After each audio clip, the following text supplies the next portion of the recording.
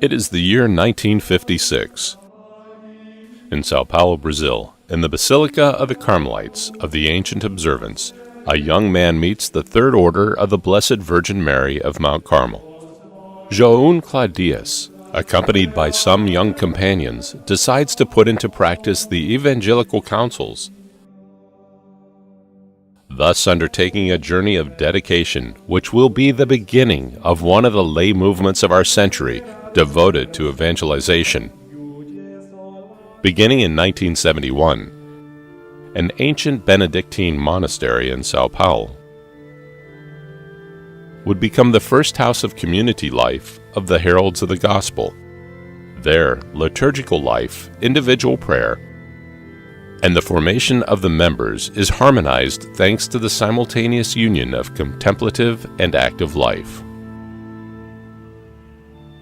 Based on the spirituality of Saint Louis-Marie Grignon de Montfort, they succeeded in creating a movement of consecrated lay people with an intense interior life, ready to announce with joy the beauty of the message of Christ. Everything through the intercession of Mary, Mother and Mediatrix of Grace. The first pontifical approval was given in 2001 by St. John Paul II. Thus, the International Association of Faithful Heralds of the Gospel was born in the Universal Church. The habit worn by the heralds was created by their founder with the goal of communicating, by its symbolism, the contemplative and missionary ideal of their charism. Just as the boots demonstrate their readiness to travel throughout the world to spread the good news, and the hood the raising of their gaze towards the horizons of the faith, the entire habit seeks to transmit the fascination for the beauty of the gospel message in an epoch so sensitive to signs of identity and belonging.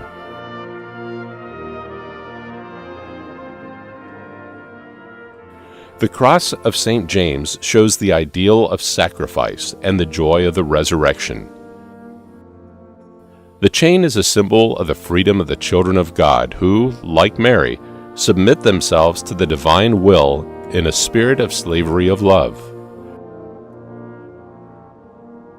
The Rosary, on the other hand, highlights the importance of this Marian devotion, an excellent combination of vocal and mental prayer on the mysteries of the life of Jesus and Mary.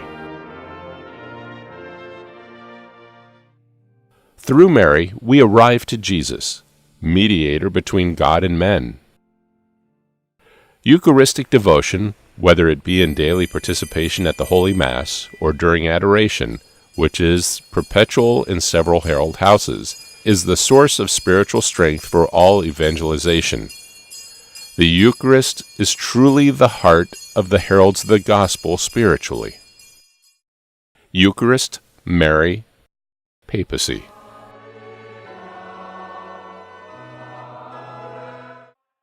Without an effective and effective union with the Holy Father and Holy Mother Church, any evangelizing activity would be like a branch severed from the tree. This is why one finds the voice of the popes in the very first section of Heralds of the Gospel magazine. The emblem of the heralds has three elements constituting the pillars of the movement, which has developed and now extends across 5 continents, so as to fulfill the counsel of the resurrected Christ. Go into all the world and preach the gospel to the whole creation. Mark 16:15. Monsignor João Clá began his apostolate as a layperson. The development of the work gave rise to the express need for a pastoral ministry. And so it was that, along with 14 companions, he received priestly ordination in the same Carmelite church in Sao Paulo, from a Carmelite bishop, giving birth to a new dimension to the Herald's Charism. Vocations to the Clerical State. From this tree planted within the fertile soil of the Holy Church arose a clerical expression of the charism of the Heralds of the Gospel. the Clerical Society Virgo Flos Carmeli, approved by Benedict XVI in 2009.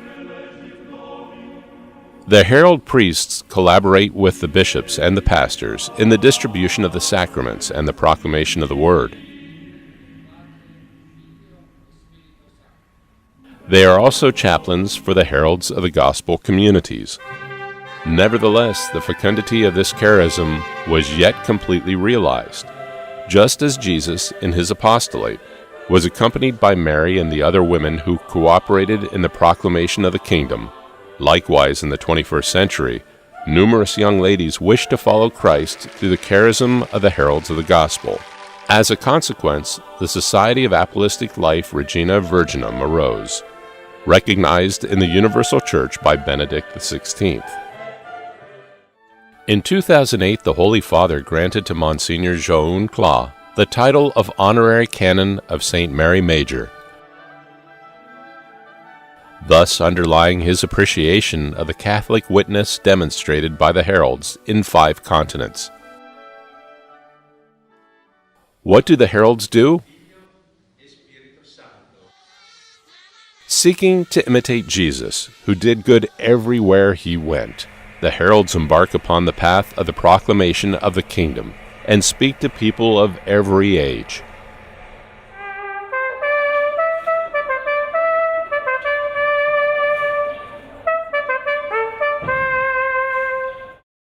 Through the Future in Life project, the heralds aim at strengthening the Christian formation of today's youth, so neglected in so many sectors of our modern globalized society.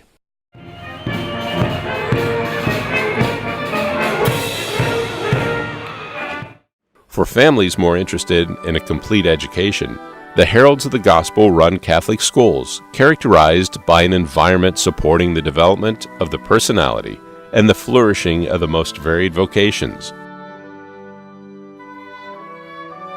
For the formation of these apostles of the 21st century, the heralds erect houses of formation and institutes of theology, philosophy, and religious studies.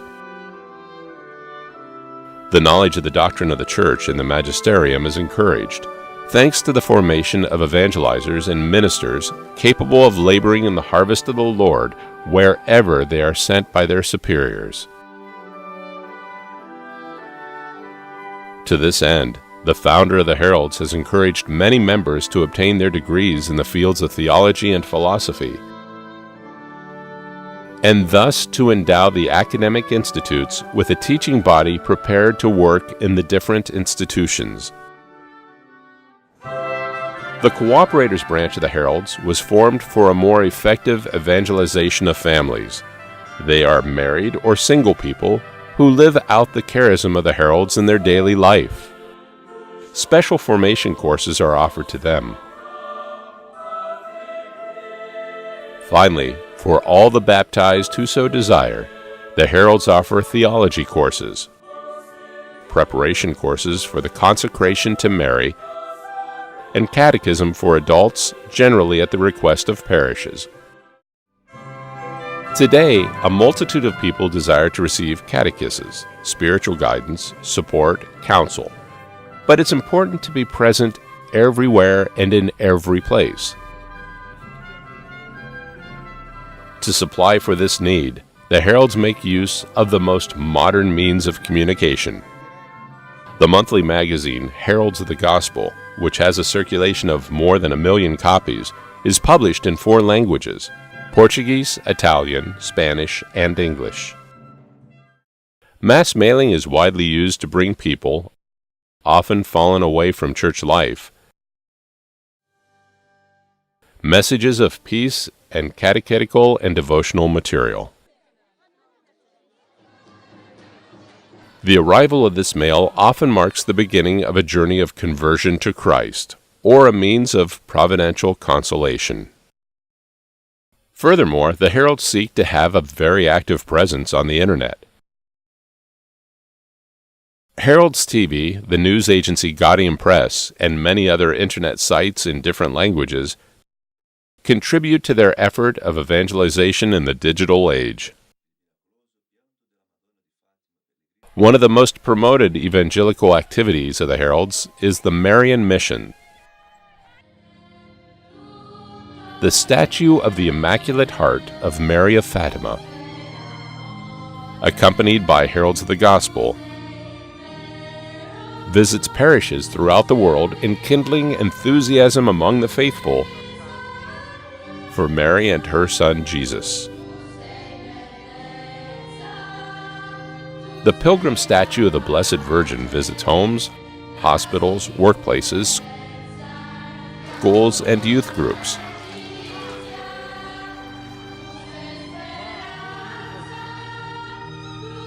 Processions, vigils, recitation of the Rosary, and other acts of popular piety or catechism are also organized.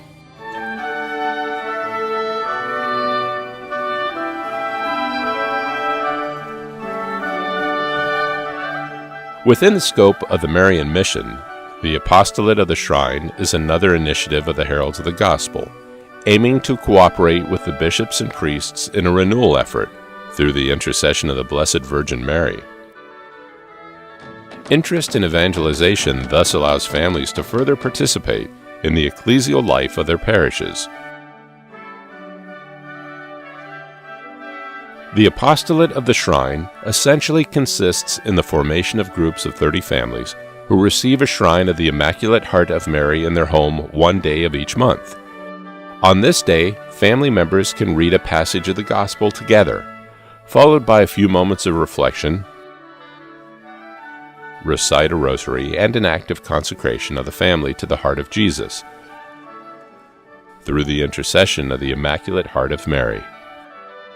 The Pope has recently blessed this initiative on the 15th anniversary of its foundation, while offering congratulations for the good ecclesial seed sown through the Shrine Apostolate. The Holy Father entrusts participants to the Blessed Virgin, who shelters and gathers them under her mantle.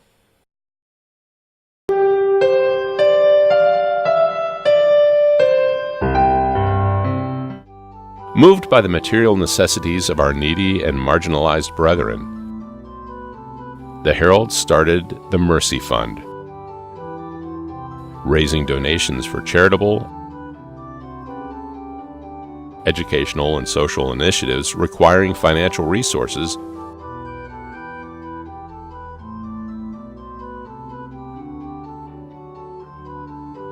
always at the request of the local bishop. It is in fact the via pulchritudinis, indicated many times by the recent magisterium, which is the appropriate means to foster the beauty of revelation and the Church among today's men and women.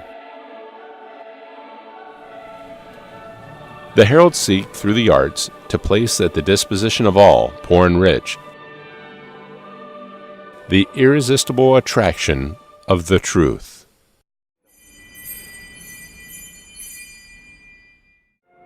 Music,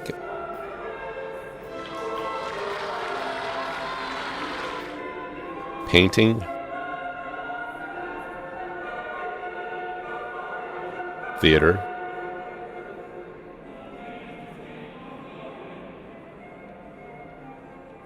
sculpture, and architecture are very efficacious instruments to offer a foretaste of the happiness of the heavenly Jerusalem, inviting each one to live in hope without neglecting created realities, seeking to transform them into the light of the faith.